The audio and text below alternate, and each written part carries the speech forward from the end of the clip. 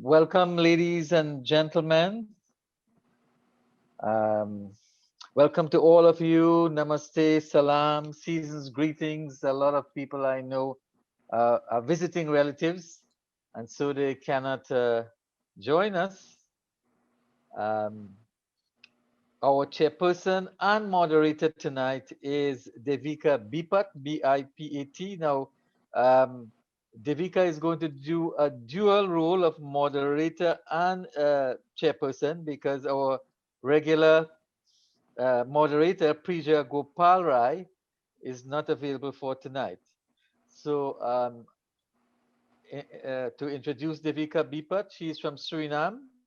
She's a business executive assistant of DB Virtual Assistants, and she also has her own company, DB Linkage Events.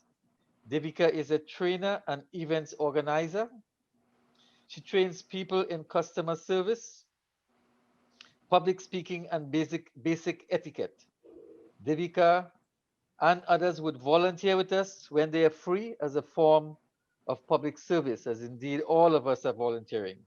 I and other members of our planning team would continue to stay in the background as directors of this program. So, Devika, please take it from here.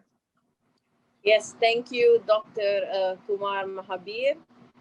Good night, good morning, good evening, everyone. Welcome, namaste. I must say, I can say namaste at any time of the day, anywhere in the world. But obviously, depending on where you are, because we have people from all over the world joining our meetings.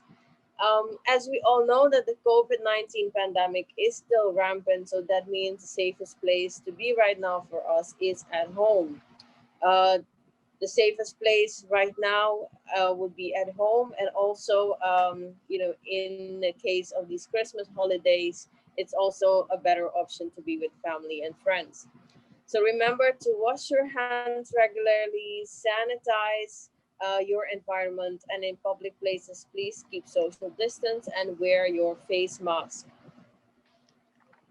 Now, ladies and gentlemen, this weekly forum is being hosted by the Indo-Caribbean Cultural Centre, a legally registered research and publishing company operating since 2010.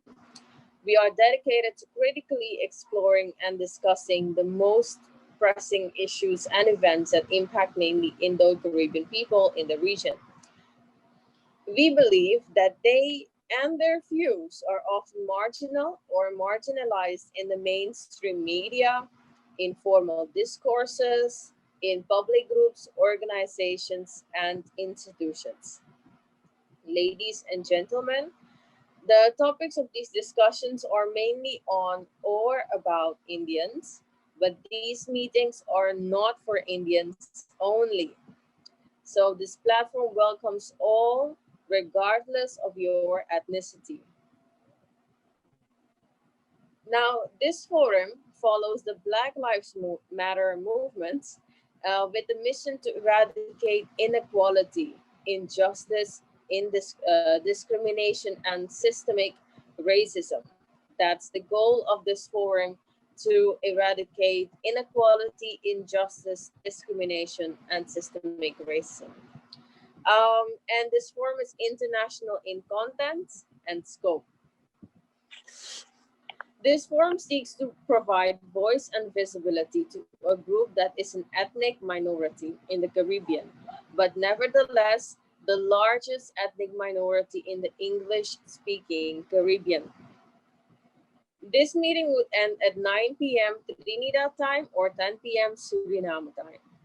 Or soon after, meaning it would take about 1.5 hours long. For legal purposes and to avoid lawsuits of slander and defamation, we hereby state that the views expressed by presenters and participants are their own, and we do not necessarily represent those. They do not necessarily represent those of the ICC. Now, I will be your moderator for tonight also. So now into moderator mode. Ladies and gentlemen, this public meeting will take the form of a panel discussion. Now, please mute your microphone unless you have to speak. So it's my request to all of you to please mute your microphone. The microphone icon or symbol is at the bottom of your screen in the left corner. The back noise is often can be irritating and distracting. So our topic tonight is entitled Political Hate Against Indo-Guyanese on Social Media, Finding Solutions for an Explosive Problem. Once again, political hate against Indo-Guyanese on social media, finding solutions for an explosive problem. So this racially sensitive hot topic is both timely and relevant. We have observed that Rickford Burke, Sherrod Duncan, Mark Benschop, Gavin Matthews, Joseph Harmon, and others are swamping the media with misinformation. And thousands of people are believing them. So meanwhile, the ruling PP civic government in Guyana is silent and impotent. Almost every day, these guys are producing Facebook videos with internet platforms such as Coms TV and the Village Voice newspaper and radio shows such as Voice Note File. So basically, wherever they can get a platform and get their voice outside. They are critical of the government and its majority Indian leaders and supporters. They are planning and plotting to shut down the country and boycott certain businesses. The PP civic government is not rebutting these accusations effectively and regularly. This crisis is boiling and would soon explode in an unprecedented criminality and violence against Indians, something we definitely do not want to have. So, ladies and gentlemen, without further ado, I present to you our first speaker, who is Mr. Cliff Rajkumar. He is a Guyanese-born naturalized Canadian citizen. He has over 40 years of senior executive and consulting experience with ITT Industries of Canada, Deutsche Bank Financial Services Division, and GE Capital and International Financial Services Division. Rajkumar is presently an entrepreneur with a passion for community service and helping the underprivileged. So, welcome, Mr. Cliff. Please speak no more than 12 minutes. Over to you. Thank you. Just want to make sure I keep this stuff here. Anyway, thank you, Devika. Thank you all. I think this is certainly a very important topic that is at the forefront of the conversation for most Guyanese. It is a very serious concern, and there's no question about that. And we see that social media, for the most part, is being weaponized for political gain. And this is happening. I did not want to get specifically, and I know that Dr. Mahabir and I have had a conversation on this with respect to the individual, because I do not believe that we need to focus so much on the individual as much as we need to focus more on the underlying issues. We have seen the possibility of how this can become very explosive. We have all witnessed that how hate speech was used when we had the killing of the Henry boys, and that Joseph Harmon and even Granger, for the most part, used that opportunity to incite violence. So I suppose for the most part, the biggest question for all of us is that, what is the government going to do? This is a political solution. It is most certainly a very deeply concerning social issue. And this issue was started a very long time ago. This issue, as we know, has been there since in the time of Barnum. And so for the most part, in many of the communities, many of the Black in the community, in the villages, they were more or less indoctrinated to build up a certain degree of resentment, a certain degree of misunderstanding. There's a lot of misunderstanding within the communities. We have seen after the March election that many of the PNC political leaders were using the platform to more or less foster this resentment. So it is no surprise that now we're dealing with this major issue. So the question is, how do we counter this narrative? What are we supposed to do as a community, as a society, and how are we going to deal with this? It is very concerning to all of us. We have loved ones back in Guyana, and this could be a very politically toxic situation that for the most part could end up in significant violence, as we have seen. And we know that you have a number of these people, but we have to also recognize that by focusing on these individuals is not going to be the solution to the problem. I've seen a number of expressions by people to suggest that the government need, as Devika also pointed out, need to be more proactive. We know that in Guyana, Indians or Black is not 100% of the population, but by and large, these two groups comprise of at least close to 75% of the total population. So what can we do to leverage all of the people of Guyana to be part of this national conversation? I think we need to address this issue on a broader scale. And we have to look at what are the systemic issues, the underlying issues that has been causing this narrative to escalate to the point. We know that Joseph Harmon is a very ambitious individual. And of course, he has recruited Rickford Burke, and we have Eric Phillips, Lincoln Lewis, and a number of other people. We can go on and make a list of most of these people, but by and large, they're not the only people that are part of this significant issue that we are challenged that the Guyanese people have to deal with. I think now that several months have passed since this new government has taken control of the government and the machinery at their disposal, it is important that they hold this narrative. They make this, they deal with the issues, the underlying issue as a high priority. When we look, of course, in Guyana right now, we know there's a host of problems. There's the economic problem, there's infrastructure problem that was passed on as a result of the 4 years of issues that we know that the Aptung AFC government has left them with. But we have to now look at what is the priority. What is the number one priority? I think I made a little note today. If you build a straw house and you leave the fuel in the barn to explode, it's only a matter of time before the house is going to be burned down.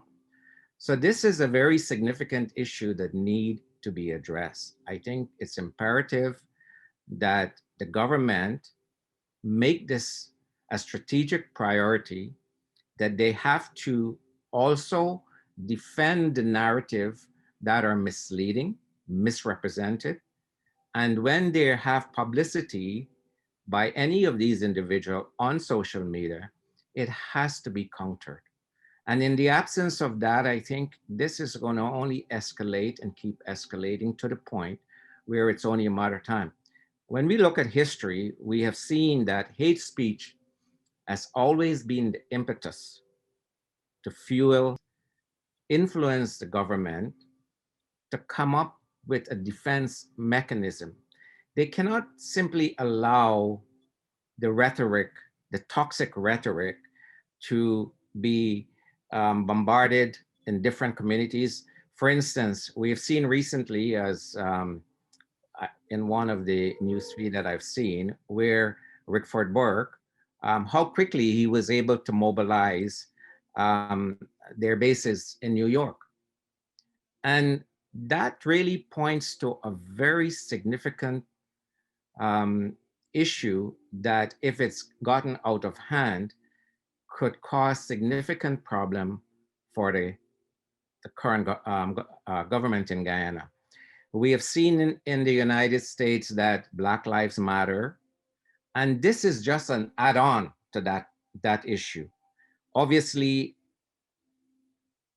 the community that we are dealing with are, for the most part, unfortunately, and I don't want to use this conversation in any way from a racial basis and being pointed to it is Black, but the point is that being a Black community, it is so easy for them to gain the sympathy of other groups around North America. We've seen this in New York, and it's so easily ramped up that they can latch on to these groups, and this could become a very inflammatory situation. So I think that is important that on a go-forward basis, that we come up with a counter narrative to what has been propagated falsely, unsubstantiated, and to deal with this systemic issue so that the people in Guyana can at least get the facts. I know that some of the newspaper in Guyana has been, especially with respect to Freddie Kissoon, I know he's been doing his very best to try to stay on balance and on cue to the narrative that is important, that the people get the facts. So what can we do? How can we help the Guyanese government? We can have all the conversation in the world as we are having here now. But until such time that we can be able to have some input into the national conversation, where we can in some way be able to get across to the powers in government and say, listen, you cannot ignore this. It is too significant an issue of significant implication for all the people of Guyana. What we have to also consider is that any escalation that potentially trigger a situation of disharmony in Guyana is going to affect the whole nation. It's not going to just affect the Indians, or as this conversation here, political hate speech against Indo-Guyanese, is the whole nation, the whole economy, the safety, the security, and all of the other issues that when we do have a problem as significant as this could affect the total nation as a whole. And this have an overspill, not only into Guyana, into Trinidad, into Suriname. So the whole region is going to be affected by this situation. I was hoping that I could kind of break away from the hate speech issue and move more or less into the national conversation on a number of more significant issues too, that the government need to be involved in, or need to have as highlighted on their agenda. Now, I am not party to what is happening within the government. I do not know because I'm not there, and most of us that are in North America, only to the extent that we have access to social media, that we see or have any indication as to what is happening there. But in terms of the economy, in terms of what the government is involved in as their highest priority, I do not know what they're doing. For a number of years now, we have always tried to get the government prior to the 2015 election to make some more systemic changes within the police, because we believe that's a key issue. It's worth mentioning that during the Henry Boys incident, that we have videos or clips where we can see the disconnect from the police to the fact that they stood by and see some incident took place. Now, this is a matter of national concern, because clearly we see that this issue has fomented within the ranks of even the police force. And I think it's important that the government do look comprehensively at all the underlying issue and to make sure that they have some system of priority in how they are going to combat those key issues that are the forefront of their agenda. And nonetheless, I still believe that this issue that is so important to many of us with respect to the toxicity that still exists in Guyana, the racial issues that keep fomenting, seething, and perhaps in time could explode with very devastating consequences. I believe that this forum or this discussion came into being because of this alarming concern. And this alarming concern need not be put under the rug or the carpet. It needs to come to the surface. It needs to be addressed. It needs to be on the national agenda of this government as a high priority. Because when you have people at the leadership level, a person who potential could have been the Prime Minister of Guyana, Mr. Joseph Harmon, you know that he certainly has a lot of leverage within his community or within his party base. And the question is that what is the government doing to bridge this gap? What are they doing in engaging these folks in dialogues, in discussion, so that they can have some type of understanding? What are the primary issues? What is the underlying issue that is fomenting this discord? And these are the things that I think that we need to deal with. These are the things that I think we need to address, is to endeavor to find out what can we do to educate the Black community so that they can have a better understanding and respect for the Indian community. One of the conversations that we know that has always been at the forefront of the rhetoric is that we all went through hardships. As a matter of fact, the Blacks as slave, the Indian as indentured immigrant. So the suffrage has been, for the most part, shared by all of the immigrants to Guyana, the Portuguese, the Chinese, the Indians, the Black, all contributed significantly to the growth and prosperity of Guyana to where it is today. And therefore, I think they all hold a special place in the life of Guyana. Mr. Cliff Rajkumar, you have 1 minute left. Okay, thank you. So I just want, I mean, I would have liked, as I said, if the time was permitted, and hopefully maybe at another one of these forums, we can deal with other more important issues. But I know that Dr. Mahabir wants to center on this particular issue. And it is indeed a very toxic, very sensitive, a very high level, a very demanding, and a very challenging issue. I'm sure it's going to take the intelligence and the creativity of all the people in this panel to try to find some mechanism as to how collectively we can all play some role in bringing some understanding to this great misunderstanding that is currently happening. Thank you. Thank you, Mr. Cliff Rajkumar, for sharing your take, your views on this issue. Thank you so much. Now, our next speaker, our second speaker for tonight is Mr. SRAD KUBLALL, who has a MA degree in regional planning. He was a former WPA activist in Guyana. Mr. SRAD pioneered the Mahai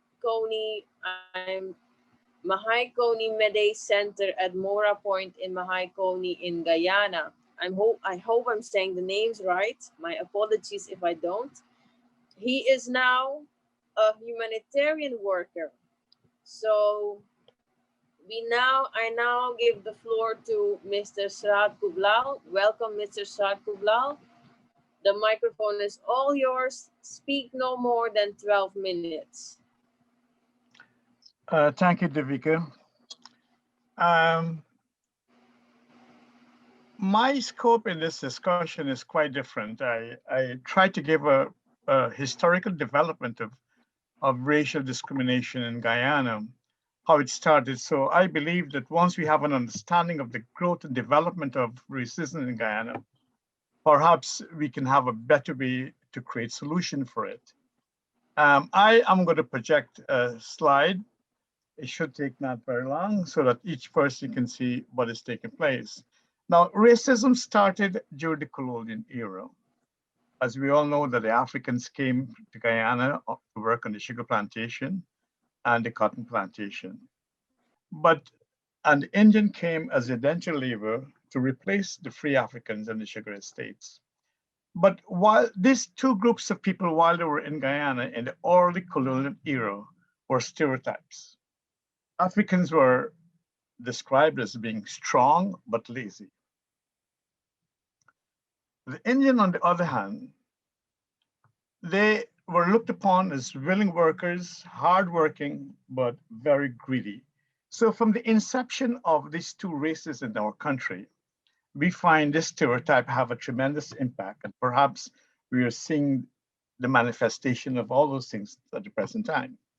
Now, when slavery was abolished, the African free slaves, they left the sugar estates and they went to create their own settlement. They abandoned the sugar estates and created village movement or the villages. And then many of them went to the urban center to work as wage laborers. Most Black people or Africans went into the security forces and as wage earners. Very few of them remained as farmers. On the other hand, the Indian remained in the agricultural sector, in the rice industry, in the sugar industry. Later on, they went into commerce. But what has happened in the sugar industry is that while the Indians were involved in going to rice fields and so on, they were allowed to purchase land. The sugar estates were giving them opportunity to buy land. This was never handed out to the Africans. As a result, they were beginning of enmity in those early stages. So the Indian work in the agriculture as in the rice and in the sugar industry. What happened afterwards when times went on, Indians became educated, Africans became educated. They went into many of them went overseas and become professionals. So the professional Indians and the rich Indian form what we call the East Indian Association, the British Guyana East Indian Association. The professional Africans form the League of Colored People. But both groups of people were more concerned of the social status. Then the two major groups, the elite major groups, African Indians, never tried to foster a racial, cooperation or racial harmony in the country. All they were concerned about trying to live like Europeans, emulate the European way of life, and be to that kind of a standard. The ordinary Indians and Africans were almost forgotten. As a result of that, we had stereotypes moving among the poorer Indians, like Indians were given names like Sami and Kuriwatu rice, whereas the Africans were given names like black mansala and squashy. Even in modern society, you find that these names still exist. The first anti-colonial alliance that was really created in Guyana was done when the PPP was created. And between the period of 1950 to 1953, the People Progressive Party when it was formed, the leader was Dr. Chedi Jagan, and the chairman of the party was Forrest Burnham. Between 1950 and 1953, it was the only period in Guyana when we have really multiracial unity because of these two individual leaders.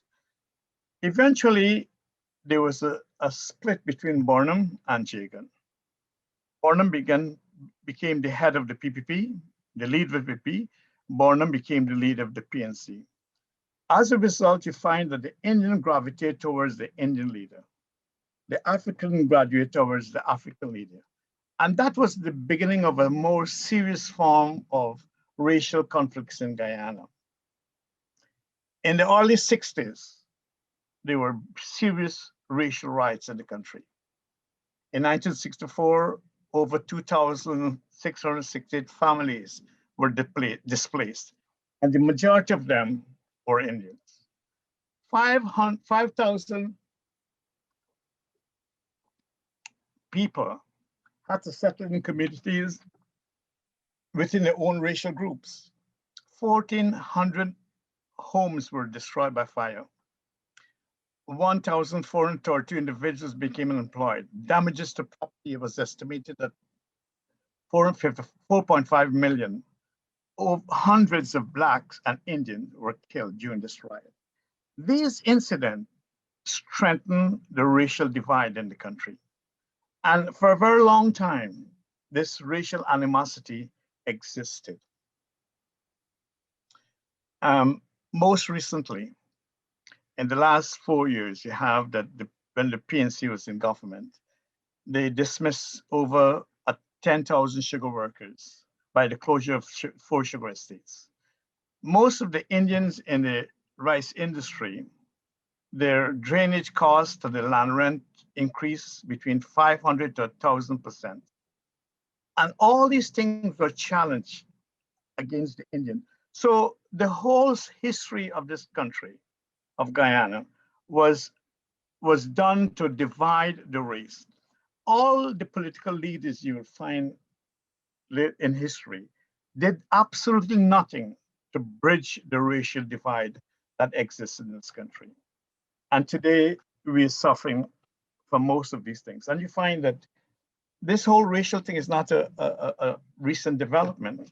It started for a very long time, but it was never addressed. And even today, the leaders, many of the leaders in Ghana, as was mentioned by the previous speakers, they're exploiting this divide.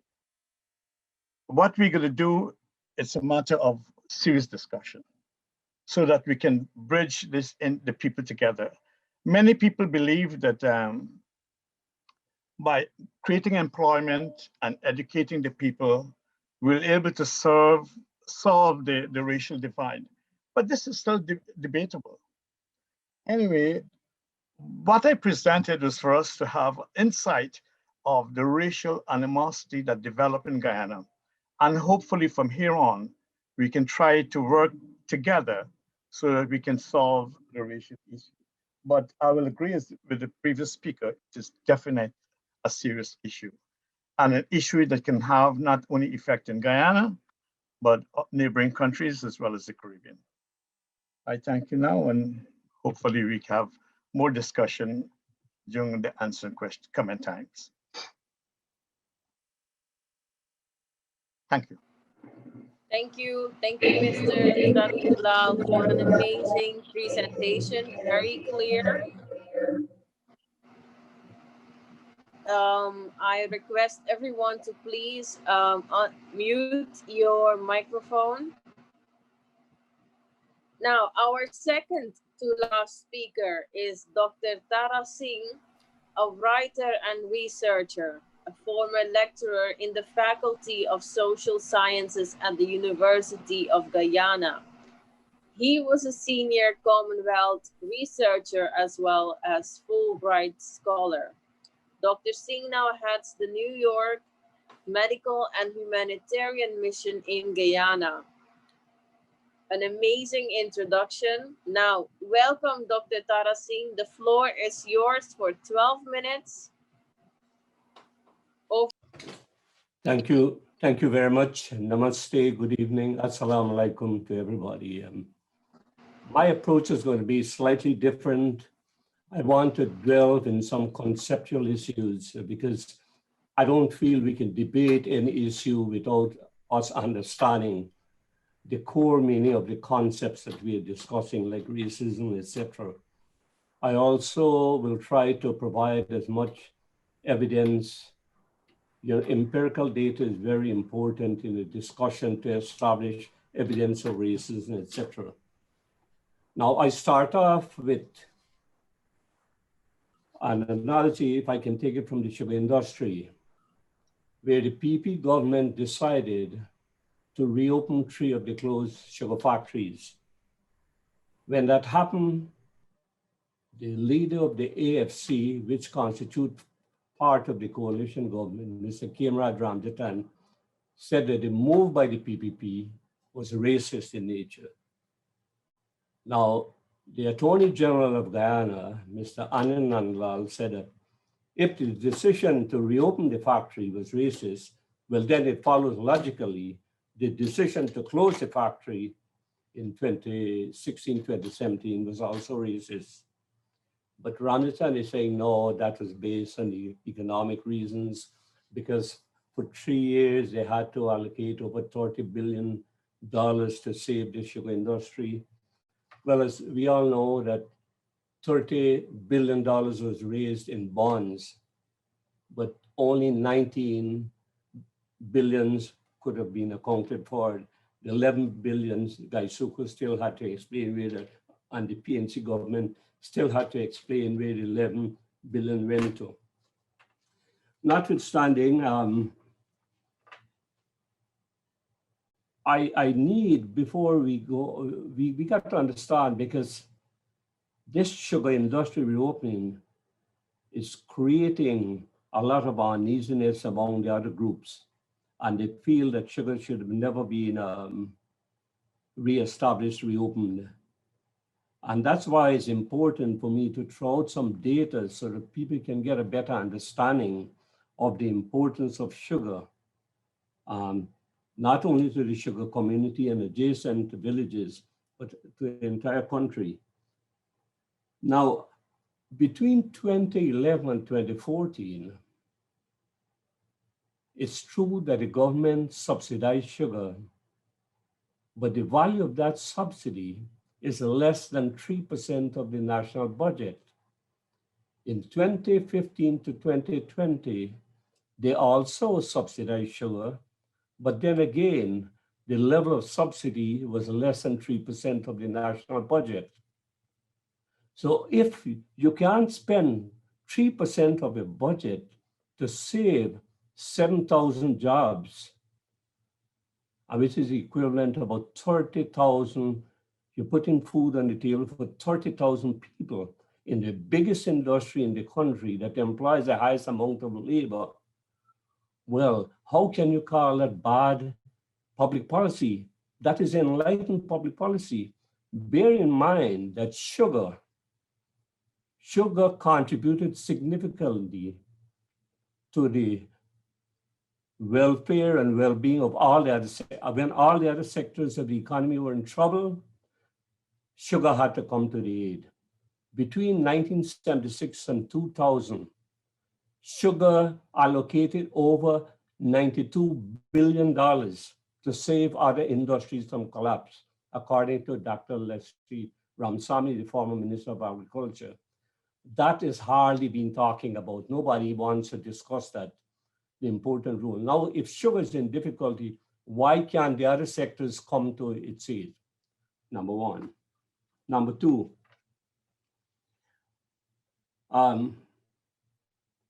what is missing also, that if it is subsidized sugar to the extent of, let's say, 6 billion or 7 billion per year, that money will generate for the economic activity in several areas. In New York, they often say if you spend $1 will generate multiple times that in economic activity. And the sugar workers also, don't forget that part of that money will go back into the treasury via NIS contribution, GRA contribution, etc., taxes, etc. And so they are seeing it from the very narrow perspective. And then a lot of costs were added to the cost of production of sugar, like drainage and irrigation, the healthcare system, community outreach, like centers, etc. So having put that in perspective, I just want to draw some other broad conclusion. The European Union, for example, they subsidized agriculture to the tune of 59 billion euros a year, 59 billions, because they know it's strategic. They have to keep the farmers going. But unfortunately, I wasn't able to get figures on how much they subsidize sugar. The same thing in America. They subsidize American sugar, agriculture to about 22 billions per year. Again, we don't have a breakdown of how much sugar and beet is subsidized. But the reason the American government gets for subsidizing is that cost of production of America is so high in comparison to the world market price. If they do that, the farmers will go to business. And sugar is very strategic to many industries in America. And I think from that perspective, people got to see the importance of sugar in Ghana.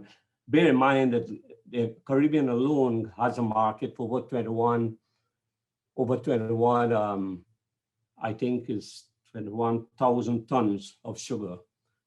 So the question of market is indisputable. We will have markets for the sugar. Now, I'm not saying that they shouldn't have improvement in productivity, better marketing, better management, etc. That is necessary, it has to be done. But then again, we mustn't forget that sugar, there are diversified products like cogeneration, biomass, and then they're talking about other things, well, we know molasses, etc. And right now, Guyana is still importing molasses, which should have never happened.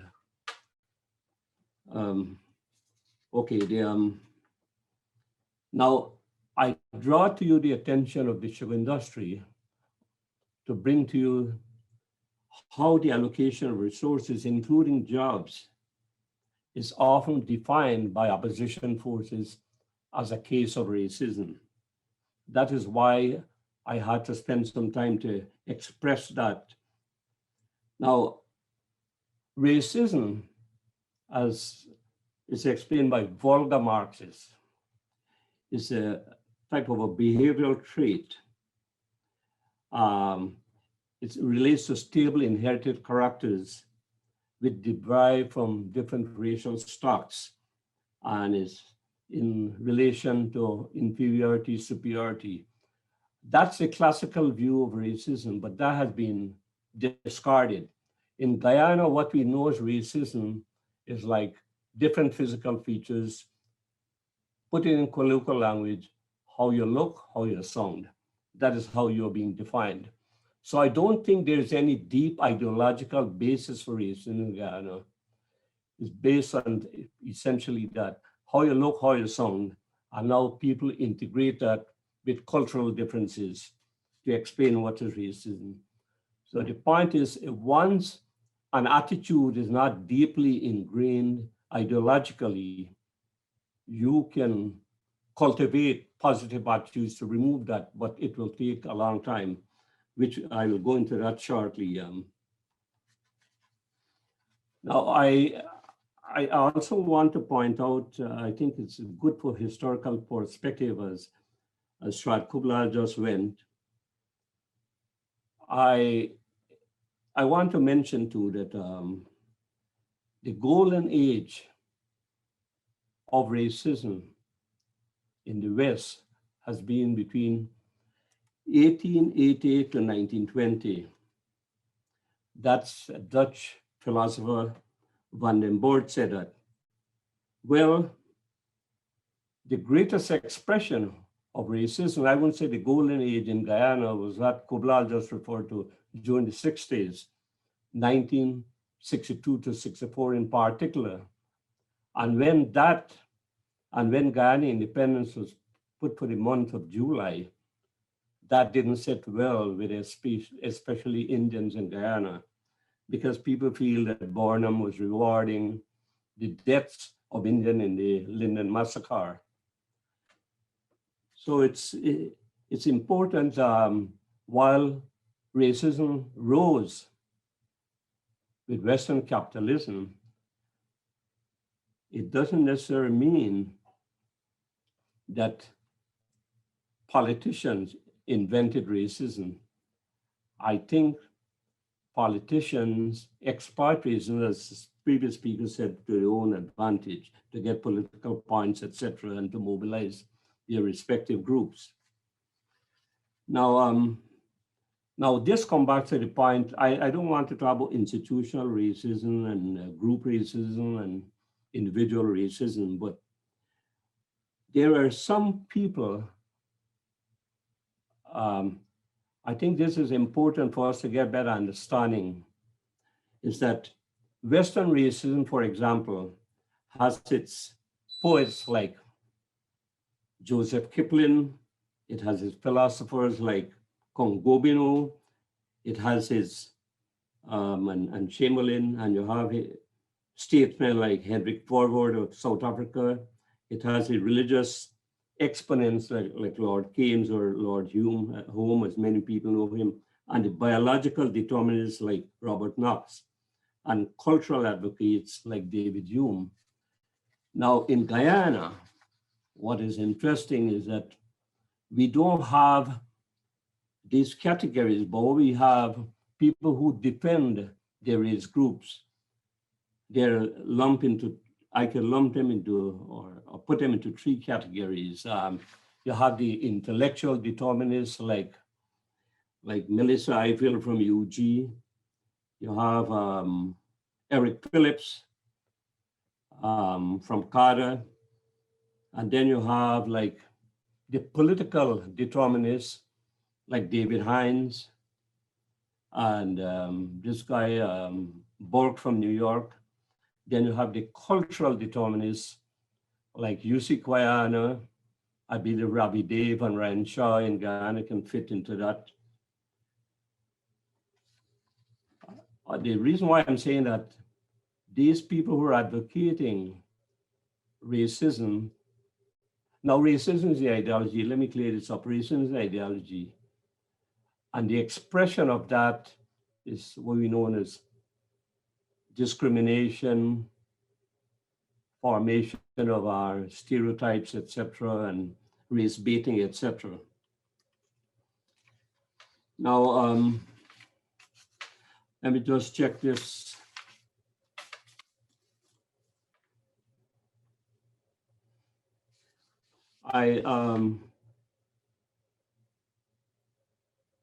Okay.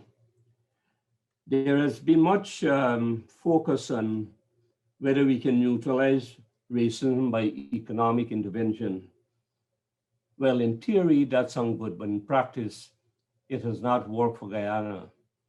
The PP said under their regime, they have evidence to show that Africans have progressed more economically than in any other period in the history.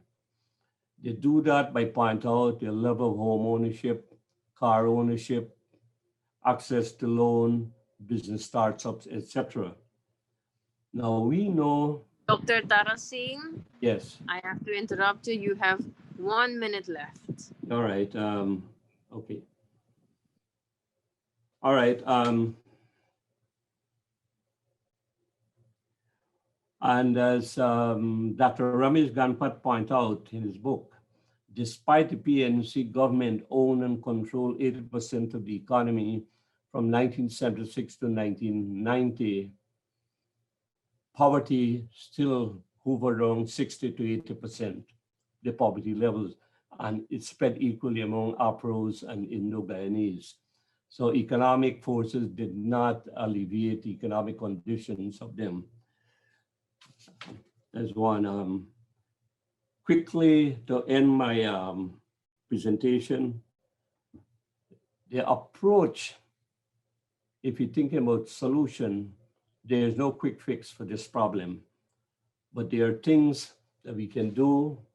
We gotta look at the short term to deal with the symptoms of this, then we have to deal with the root cause. Symptoms like we enact law, equal employment opportunity laws, affirmative action, poverty reduction program, etc. Then the root cause, where we go into what causes the expression of this hostility, what generates it, what's the underlying. Some people are saying, well, if you can introduce inclusive governments, sharing power, some form of sharing, and that can mitigate it. Well, there could be some truth in that because all the evidence point that races Guyana is linked more to governance than to any other factor, or to politics than to any other factor. Singh, I'm sorry, I have to stop you right there. Thank you so much for your contribution. I'm giving you 10 seconds extra. Is there anything else you would love to say to end your presentation?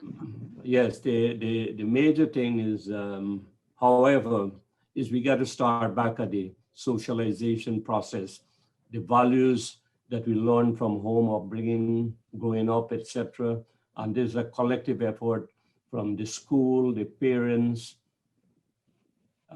the religious community. Everybody has to come together to inculcate. We got to start a new enlightenment or an enlightenment about positive social attitudes that should be transmitted, because much of the attitude towards race is learned, and what is learned can be unlearned, even though it will take a much longer time. Okay, thank you. Thank you so much, Dr. Tara Singh. Thank you so much for your point of view. Now, our final speaker is a discussant. He is Dr. DEVANAND BHAGWAN, who is an interesting guy. He's a Christian Indian deeply involved in Indian culture. He is a former Geographic information specialist, was born in Guyana, but lived at least 18 years on 3 continents. He reads, writes, and speaks 3 languages, English, French, and Hindi. He is married to an Indian national, and their son Deepak was born in India. So, I am honored to welcome Mr. Dr. DEVANAND BHAGWAN. The stage is all yours. Speak no more than 12 minutes. Okay, let me just calculate 12 minutes here. Okay, that is 7:38. So I'll try my best to go on to that. It's a challenge. I want for us to get back to this whole topic. The topic tonight is political hate speech against Indo-Guyanese on social media. And I think it's very important for us to focus on that. But before I do that, I just want to say Sab Logo ko to everyone. Namaskar, Namaste, Assalamu alaikum, good evening. I also want to acknowledge Dr. Kumar Mahabir and his team for accommodating this forum week after week for the past few months. This is fantastic to give us a united voice for us to air our thoughts. Fantastic. Thank you so much, Kumarji and your team. And this topic here tonight is more just an intellectual banter. I'm personally affected. One of the speakers mentioned, I think it was SRAD, talking about political violence, racial violence. Well, I've been a victim of violence. I was a refugee in my own country, and I had to flee. And I took refuge in the village of SRAD, right there in Maikoni Creek. So that's interesting. Now, as a discussant, I just want to go very briefly over what was discussed. And Cliff mentioned, he emphasized the importance of the government role, the importance of taking a proactive position. And this is absolutely vital. Indeed, so it's whoever has connections with the PPP party, I would really encourage you to do whatever you can to encourage them to do something about it instead of just sitting back and hoping for the best and hoping that everything will be swept under the rug and that for everything to just go on. Okay, so Cliff, he emphasized the importance of the role of the government. SRAD pointed out that indeed nothing was done to unite the races, and it's important for us to do whatever we can to try to put things in place so that we can have the major races talk to each other and have a conversation. And Dr. Tara Singh spoke about the types of racism. Now, you see, this is social media. We can't escape it these days. This is technology in the 21st century. And so it's really important. We cannot take things for granted. I don't want to rehash what was already said, but indeed, people are believing what they're hearing and seeing. I'm just amazed at the number of PNC supporters, for example, who think that the PNC was cheated out of a fair election. So yeah, social media does have a part to play, a significant part. I'm thinking about the murder of the 3 boys in the west coast of Belize. When the Henry boys were murdered, I think of Simona Brooms, who is a prominent PNC politician in Guyana. And she used her Facebook. I heard it myself. I saw it. She used this opportunity to dramatize, to put it in such a way to make people the African people to hate Indian people. And what was the result? Well, you know what it was. We had hundreds of Indians that were being beaten simply just going through the village, going from Belize to go to Georgetown. People were being robbed, they were beaten. I think of one pastor, an Indian pastor from Rose Hall. He was relating this incident, and he was saying, I was telling the people that I'm a pastor, I'm a Christian, and most of the people who come to my church, they are Africans. They said they didn't want to hear anything at all, just because they were Indians, they were being beaten. Okay, so what was being said on social media. All right, my time is running out, so I have to go here really fast. So if you could please allow me to share, I'd appreciate it.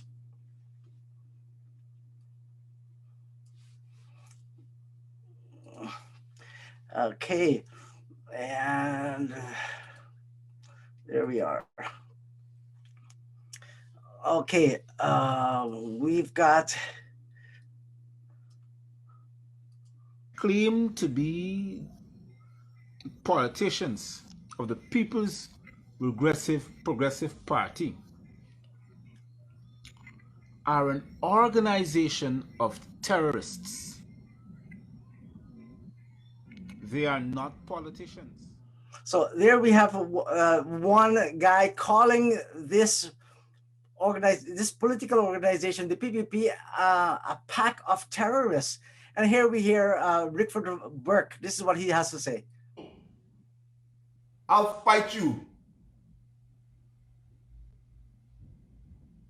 And everybody should be fighting the PPP in Guyana. Fight them back. And we will give them a run for their money in New York. We will destroy every semblance of PPP racism that they try to bring into the city. Even if we have to shut the consulate down, we're going to shut it down. Even if we have to shut the Guyana mission down at the UN, we're going to shut it down. Now, it isn't just also what is said on video, but we've heard of this problem here about a Facebook comment that was made supposedly by Kathy Hughes.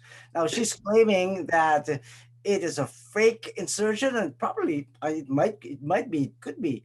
But I've heard this I heard her speak many times, and it's questionable. What it says here is the country needs a civil war. We can't dismiss something like this. Now, this is another comment here. What it says here is we have to get militant with them. That is the PPP. So what can be done? I want for us to just think about what can be done. Never mind all this intellectual and this theoretical stuff about racism. What are some practical things that can be done?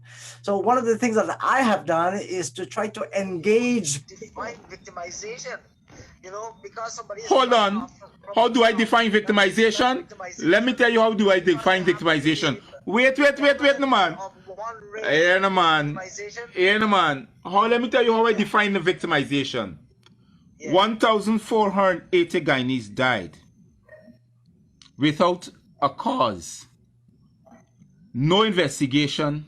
No one has been brought to justice.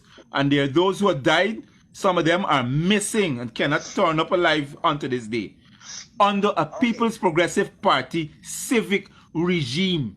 That is victimization. And not only blacks alone, is of all different races.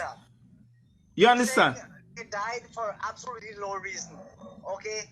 First of all, you and I know, well, the Guyanese people know that most of those people were hardcore criminals. That's number one. Excuse me, sir. I would like to ask Wait. How many black people, how many black young men So you're trying to tell me that black people were criminals? I'm asking you a question. I'm asking you a question. So what I've tried to do here is try to engage these people, see what we have on common ground, and try to engage them in a very civilized way. You've got a great topic here. You know what's I know that. you. I know. One last thing I'm going to bring up. Right is, I know you a little bit, man. You're a good guy, you know, and I would really encourage you to use your medium to promote understanding. Or this is be a vicious cycle, man. Mhm. You know, really, I'm Guyanese. I love. Okay. So here we are. Yeah. So let's get back. I just have I'm almost Devika Ji, how much longer do I have? I guess I have just another 2 minutes. So I should be finished. Yes, exactly, sir. Okay. What can we do? So what are some practical things we can do? One is to report these platform, these people who are making hate speeches such as Facebook, YouTube, Twitter, and so on. Just report them, you know, and you know what? They do take action. The second thing you can do is to have a platform yourself, have a Facebook, and just confront these untruths, all right? You can write letters. I agree with you. I post those comments myself. Okay, I'll be finished in just 1 minute, all right? And yeah, one last thing I want to say is you and I, as Indo-Caribbean, I think we need to just watch our words and watch our actions. Now, the topic tonight is political hate speech against Indo-Guyanese on social media. It would be interesting if we could discuss about hate speech against Africans, Chinese, Amerindians. Okay, so in conclusion, I just want to say we need to address this very critical problem and not just talk about it in an intellectual way. Something must be done. You know, lives are being affected. People are being robbed. Their houses are being burned. They're losing their lives simply because of the race they happen to come from. Okay, bahut dhanyawad. Thank you. Thank you so much, Dr. Devanand Bhagwan. Now the floor is open for questions, comments, and contributions. They must be short, no more than 2 minutes, followed by brief responses from the presenters. So keep it short and powerful, no more than 2 minutes. Okay, this is Vishnu Mahadio.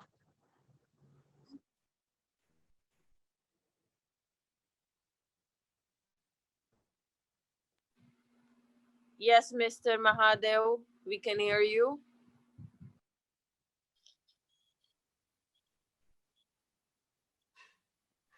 Okay, Vishnu Mahadio. I would like to state any of the issue to do with social media. A committee to focus on Facebook. We need to start formulating a committee.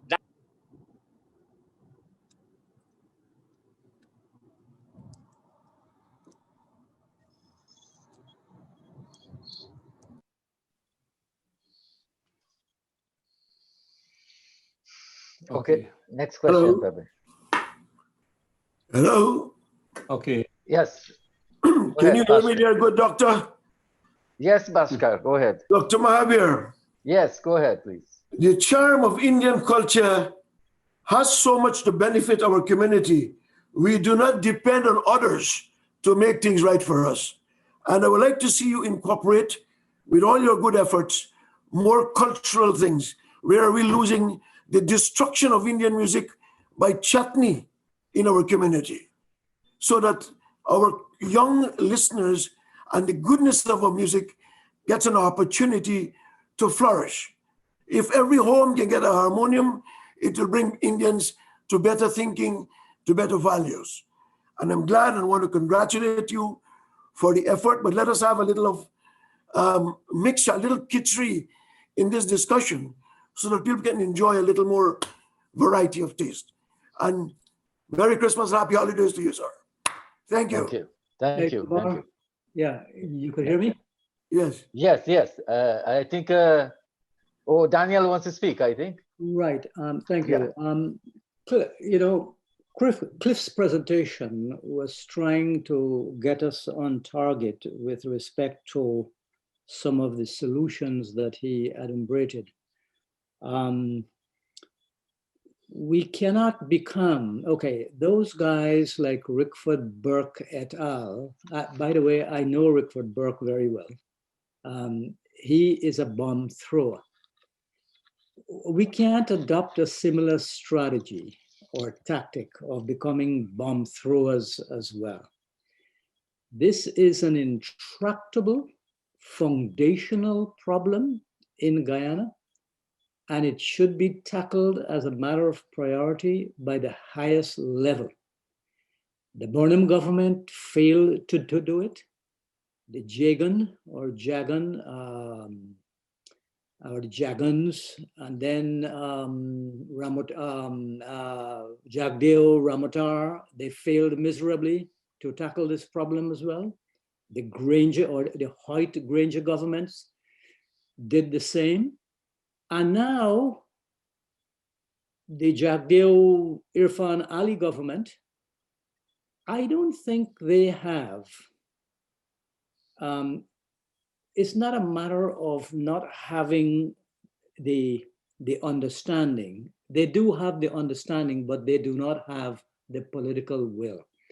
And it appears as though they are giving the impression that they don't care. Look at simply how they treat members of the defense force and the police force, for example. Throw them some moldy crumbs, meaning, 2 weeks of extra pay, and that's about it. When we have deep-seated problems that are festering in these communities, that is where the focus should be. How can we understand each other? Africans or Afro-Guyanese in the main do not want, just like Trinidad, to understand all the nuances of Indians and Indian culture, etc. And similarly, we have a lot of Indians. It's not general on both sides. It's not general. They don't want anything to do with Black people. And until we can reach that point that we share a common geography and our continued existence depends on each other's well-being and this harmony that should prevail in society, we are wasting time. I don't mean we on this forum, but the government would be wasting time, and the government is wasting time. Thank you. Hi, this is Mr. Dr. Kumar Mahabir. This is Mike Prasad. I'll just speak for 2 minutes. The problem in Guyana is a political struggle between Africans and Indians for power. It's a straight racial power struggle. The hate speech on social networks is a result of that struggle. So it seems to me that what we must do is to redefine the political struggle. If we can find ways to tone down that political struggle, to make it less racial, maybe we'll make some progress. The second thing is the government of Guyana needs to open an office with a staff of about 2 or 3 people to monitor the social networks on a daily basis, 24 hours a day. And then if somebody posts a hate speech against Indo-Guyanese government or they want to label the government as an Indian government and so on, they must get in touch with the administrator of the social network and get them to take down those posts. And in the United States, we don't have much of a cybercrime law, but in Guyana, we do. We have a very, very serious cybercrime law in Guyana. And if these people who are posting these things, inciting anti-Indian hatred, the government of Guyana should prosecute these people. They might be living abroad, but whenever they land in Guyana, they can take them to court. That's all I have to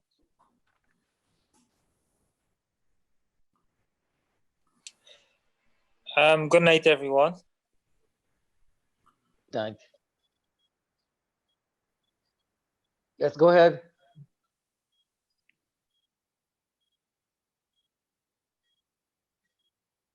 Move on.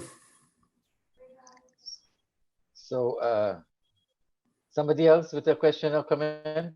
Kumar, can I say something? Yeah, briefly, because Devika is really the moderator, not me. But go ahead.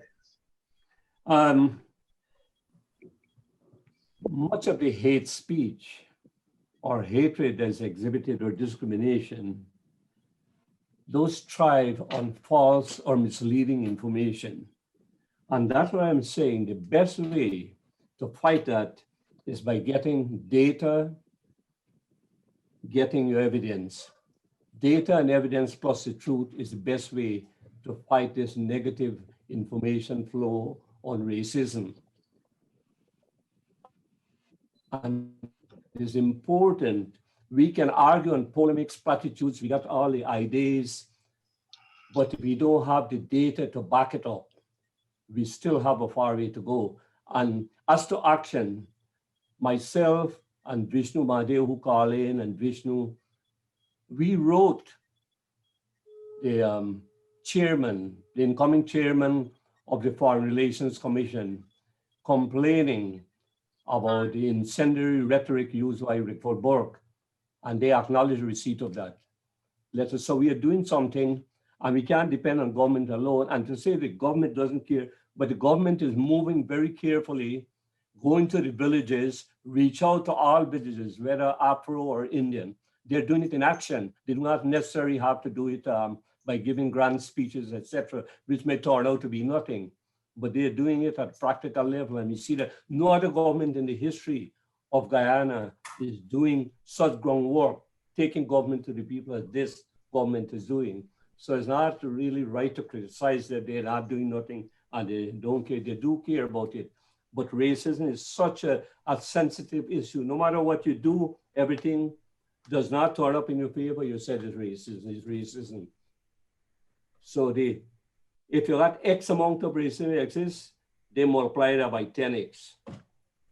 So that's the reality. And how long we don't get to the truth and get data and evidence to drive our conversation, we cannot make any progress, because that's the only way you got to beat these people. Beat them with the facts and the truth that will ultimately prevail in the end. No matter how fast a light can run, the truth will always catch up with it. Thank you. Hello. May I make a comment? Hello. Can I throw in my piece? Yes, give him a chance. Yeah, sure. And then Ravi Dev. Yeah, folks, Devanand has the idea. What can be done about this political hate speech? And since politics is race in Guyana, it is really racial hate speech. Who are we fooling? Who can do anything? You can report it to Facebook, but that's not going to work. These fellows will get another Facebook name and they will come back and do it. The government of Guyana cannot and will not tackle this because it will mean going into the racial issue. The police will not do it, right? educating Black people or these guys is a joke. So what can be done and who can do it? Interested parties, right, can do the same thing that they're doing. If these guys make a video, you can make a video. If they write something on, on the internet, you can write something on the internet. It would take a group of about 10 people at max, not people living in Guyana, because the people in Guyana are too afraid. They feel that if they make these things, they make these flaming videos, that the Black people will come for them. So it will have to be Guyanese and other parties outside of Guyana. Because I've had the experience. I write and say anything. Nobody can tell me anything. I have the right of fair comment. The RCMP, the Canadian police will not allow any of this stuff. So I have no fear. And you have to confront these guys in the battlefield where they are fighting. You know, don't fool yourself. This is cyber war. This is internet war. You have to hit them fellas hard. When they post a video, they must get 6 videos attacking them or 10 videos attacking them. And that's the only answer. Sir, you have a few more seconds. No, I'm done. I'm done.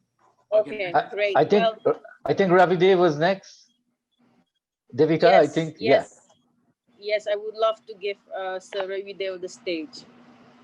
Well, as the only Guyanese living in Guyana, I'd like to share my thoughts.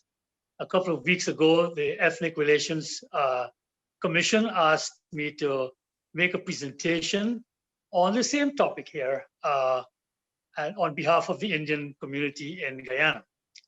And I'll give an excerpt of what I said. First of all, this ethnic conflict that we have in Guyana is not confined only to Guyana. It's in almost every country in the world, including countries that thought they had gone past it, like England or America. So ethnic conflict, if it is across the globe, then the causes of ethnic conflict, we have to first accept, is much more structural than what we have in Guyana. We have some things in common with them, but it's not unique to us. Therefore, we have to accept that. It's not just being Guyanese or being Indian people or African people in Guyana.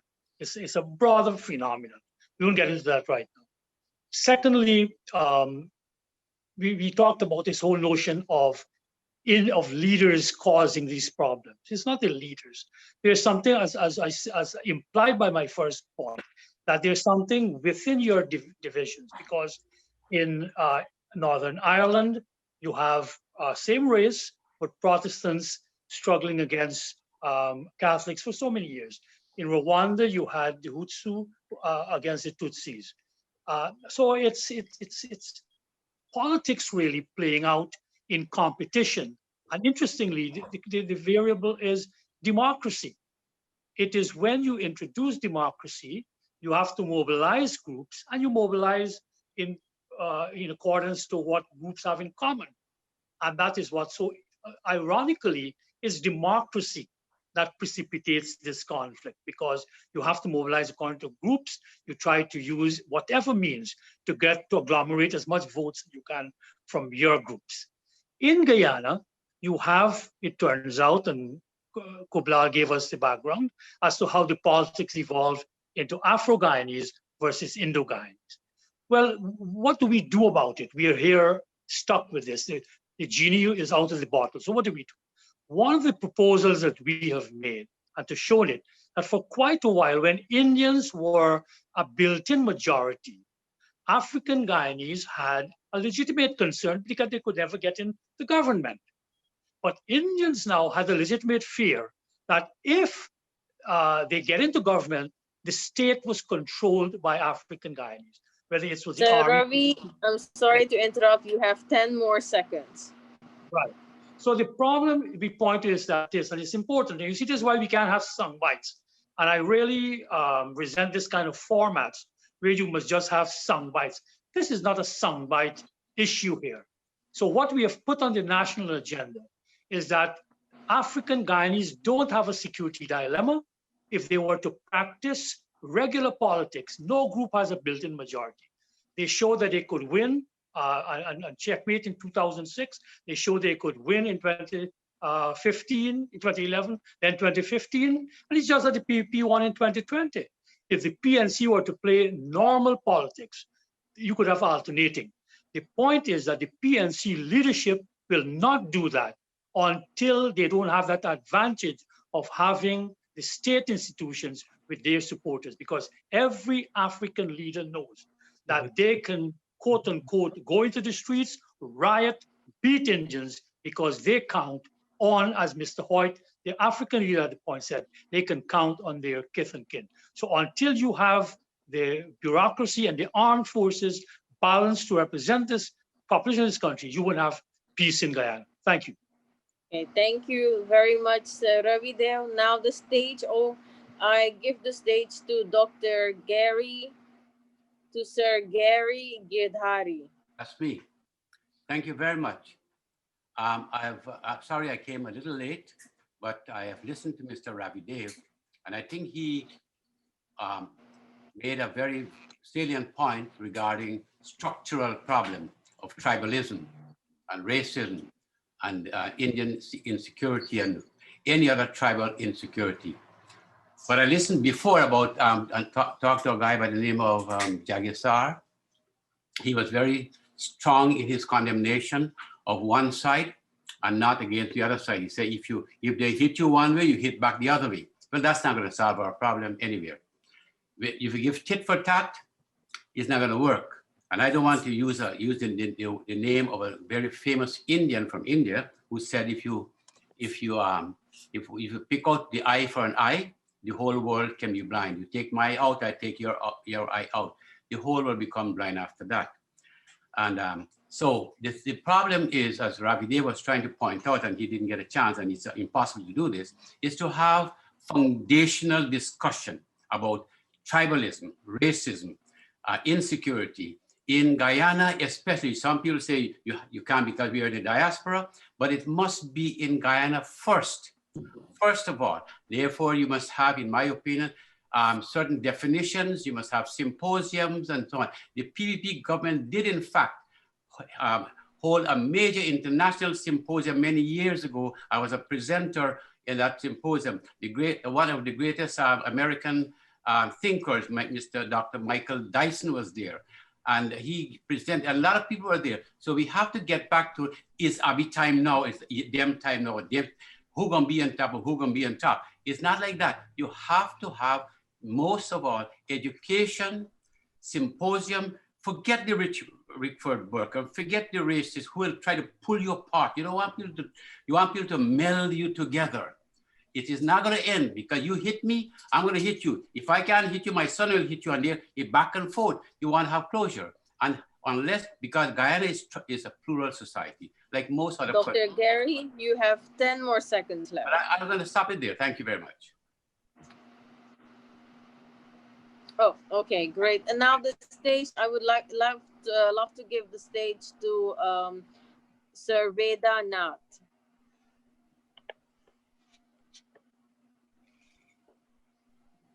Mr. Veda Nath. I hope I'm sharing saying names right. Yes, Veda Nath is correct. Yes, great. Thank you. Is he here? Oh, namaste all. I wasn't expecting to talk, actually. I'm taken by surprise here. I'm listening to what's going on, and each speaker has had some valid concerns and ideas about how to approach the problem. But I thought that what we're talking about is the hate speech in the videos that are apparently, if not videos, at least on social media, and how to count it. I noticed that we have going back into try to educate people and using statistics and so on. Those are long-term solutions. How do we deal with the hate that is prevalent is the issue. And I don't think anybody has particularly dealt with it. I know Ram Jagisar attempted to do that, and of course, you know, that's an extreme form also of tit for tat. But there is a need indeed for trying to hit back. We can't just ignore them, as Mr. Girdari is saying. We just can't ignore it. We have to come back. I haven't looked recently at papers in Guyana, partly because I'm nursing a bad leg and I can't sit long enough to read some of this stuff. And that's been going on for several weeks. So, but I used to find that the gentleman who was doing it, strangely enough, he turned very, very much as Kisoon. Freddy Kisoon used to be on the other side, and he's now onto this side, meaning on the Indian side. Probably got you know, some special vision or something that has helped him to do that. And yes, so what he does, he exposes these people. At least it's the last time I've looked at him. I read him, you know, several months ago, I should say. And I noticed his name came up here earlier. But at this point in time, I don't know, because I haven't been keeping close. I haven't been following the social media, so I can't. Sir Vedanand, you have 10 more seconds left. Yeah, so at this point, I don't think I can add anything more. It would require a lot more work. Some of it is foundational, but at this particular moment, I think we need to find a way to fight back at social media. So I'll end at that point in time. Thank you very much. Yes, thank you very much. We have time for one last comment. One last comment. Comment? Yes, Yes. one last comment. Jai, go ahead. Unmute, unmute. Okay, could I make that comment? Yes, sure. Okay, good. Let us go historically and one put it very fast.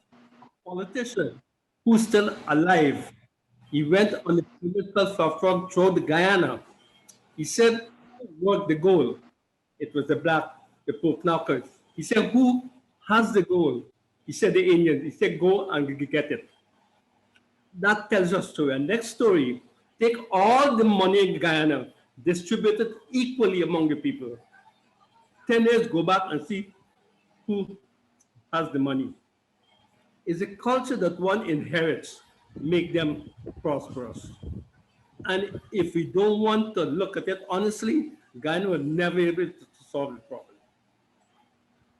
Man, you are stereotyping a whole class of people. Come on. Okay, thank you, thank you. Okay, Devika, we can close now. Yes, thank you very much, everyone.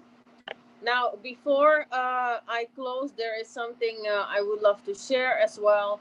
That is a message Mr. Cliff RAJKUMAR has written to Dr. Mahabir, saying that Guyana has been plagued with endemic murderous racism since 1962. That is now a boiling volcano ready to explode. Our problem is that we tend to focus on the rhetoric and not on the key underlying issues that will unleash into violent bloodshed. Guyana lacks visionary and wise leadership that can disarm these tribal-minded political thugs. This hate speech problem is toxic and is a ticking time bomb ready to explode. President Irfan Ali is asleep at the wheels while the PPC civic government is fast approaching a precipice. Okay, thank you, Dr. Mahabir. Now we will end here. Thank you all for taking the time to participate. Thank you to all our speakers. Thanks to the advisory and planning team led by our one and only Dr. Kumar Mahabir. This is a team effort, as we all know, by the Indian diaspora.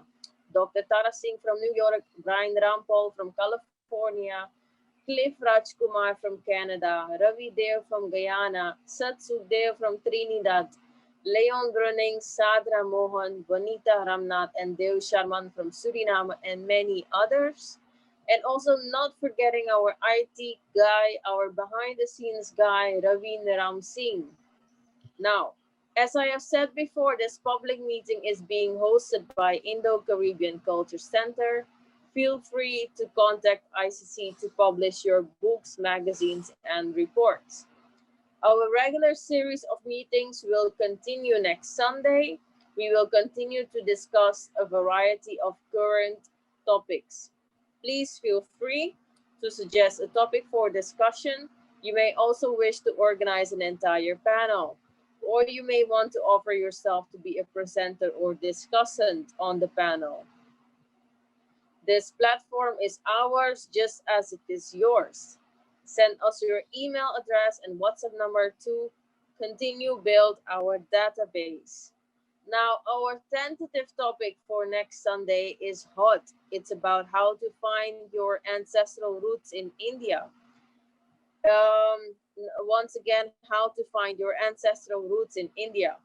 So very exciting. If you do not get an invitation from us for our Sunday public meetings, you can go to our Facebook page. Please like and share. And whenever we go live, you will get a notification. So in this way, you don't need a Zoom link or password. So thank you, ladies and gentlemen. Namaste. My name is Devika Bipat, saying goodbye to all of you. Have a great evening or morning. Namaste. Namaste. Namaste. Good evening. Bye-bye. Namaskar. Namaste. Namaste, yes to all. Thank you.